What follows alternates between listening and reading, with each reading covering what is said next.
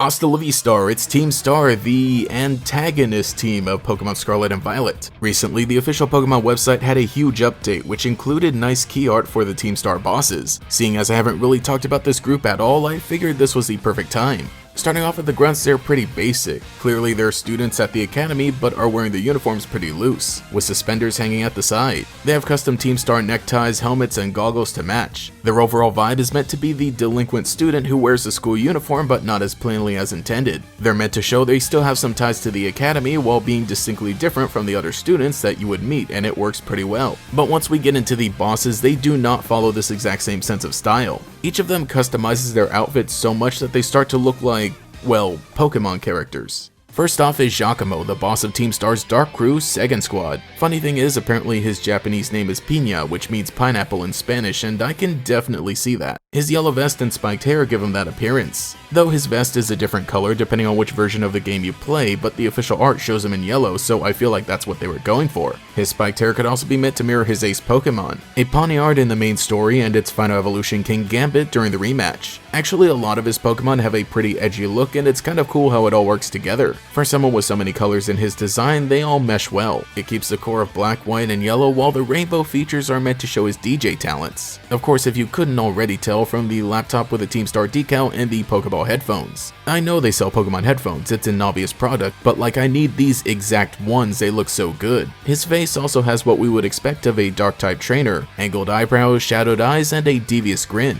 Honestly, he looks like Grimsley's nephew, and the fact that he has a Pawniard doesn't help the inevitable comparison, but I can't lie, this fit goes hard. Next is Mella, boss of Team Star's Fire Crew, the Shedder Squad. This was the only Team Star boss officially revealed before the release of the game, so I feel like we've already had time to discuss his appearance. I mean, nobody could miss those giant boots that we know from the actual game she can't even walk properly in. Yeah, this is a loud design, but as I've mentioned before, there are some pretty neat little details, like the bone shape created from the flame patterns on her gloves. And the flames everywhere even fit the idea of the Starmobile, like how you would see flames painted on the side of a car. I mean, her design is definitely one of the harshest with how it combines both red and black, and on top of that, during the Rotom photo, she just squeezes the player character's hand, and honestly, I thought she was punching the main character just because of how strongly they reacted. So yeah, she is one of the few characters in Pokemon to canonically hurt someone else. So yeah, she acts exactly how she looks like she would. Also, in my original video about Mella, I mentioned that her hair looked like an apple, but thinking back on it now with the knowledge of Giacomo's Japanese name, I found out that Mella's name is the word for peach. So I guess it's more of a peach rather than an apple.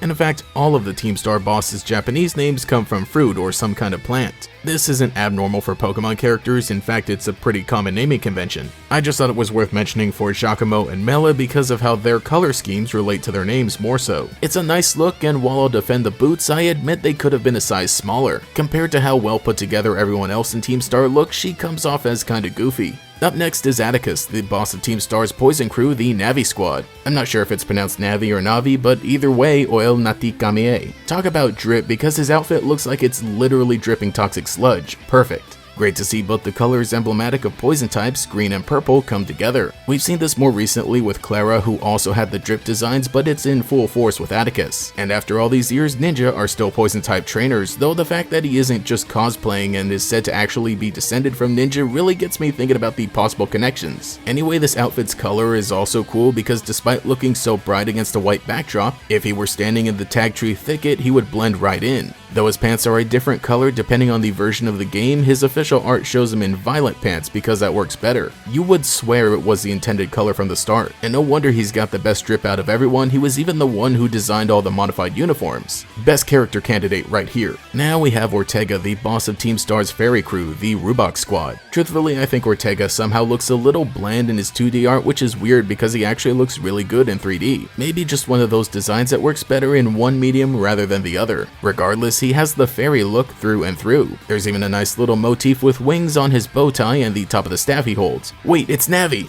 Listen! If it wasn't clear, this is meant to look like a little fairy, but it is cool that the top of the staff looks like the trophies and decorations we normally see in Pokemon. His overall appearance is quite dapper, which makes him really stand out among the other Team Star bosses. I get that that's the point, they all wear something unique to express themselves, but it's just odd that he doesn't even have much of a trace of the original uniform, and I don't see the Team Star emblem anywhere. All of this made me think he was meant to be like the leader or the strongest trainer, but that's not even the case. The strongest is Eri, boss of Team Star's fighting crew, the Calf Squad. And and good golly, Miss Dolly, that is a lot of pixels. I absolutely love the art they made for Eri. It's just so dramatic, it's perfect. She's shown from a lower angle, which makes her already impressive stature even more intimidating. That combined with her arms folded pose and her coat draped over her shoulders has her ready to leap into battle. The whole coat over the shoulders thing is another delinquent trope, but it's a good way to incorporate her old school uniform into this design. Oh, and she's also still wearing a tie. The most intimidating part of her is the face paint. The huge fangs are great because they really come together with her scowl. It's interesting that the outfit overall looks very frilly, because that with the crown on her head looks like something you'd see in a character who wasn't interested in fighting. But that's what makes Eri so great, being able to combine beauty and athleticism. Also, she has kneecaps to make the whole athletic thing more obvious. And who could forget Penny, the leader of the bunch from behind the scenes? Of course, because she isn't an active member of Team Star during the course of the game, she's wearing pretty normal clothing. Like, I swear, this is just how the average Pokemon fan dresses. I am once again asking Pokemon to release this hoodie for purchase on their website. And the giant Eevee bag, while technically being a backpack,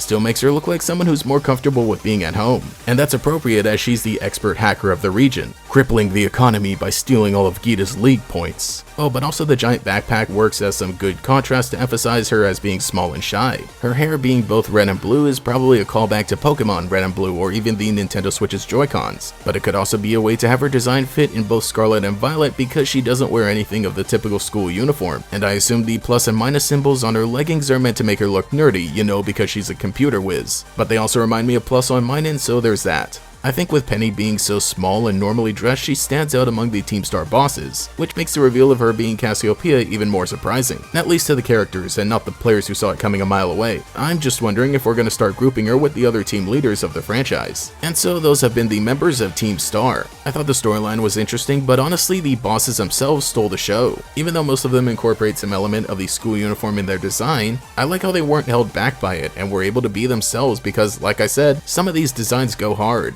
Though let me know who your favorite Team Star boss is and what you think of the group overall. And would you wear any of these outfits? Because I tell you, I literally wore the same thing as Giacomo in school and it totally fit under the dress code. Hasta la vista.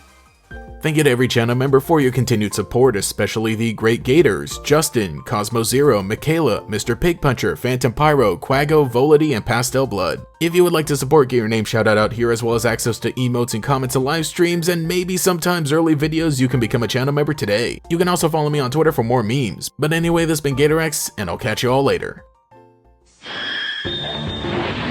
All new Dark Pokémon and over 100 new cards. Pokémon trading card game EX Team Rocket returns, back with a vengeance. Booster Vaccine 7. Those tacky uniforms tell me you're not from Alola. Where are you from? Kanto, you masked dork! What's a Kanto?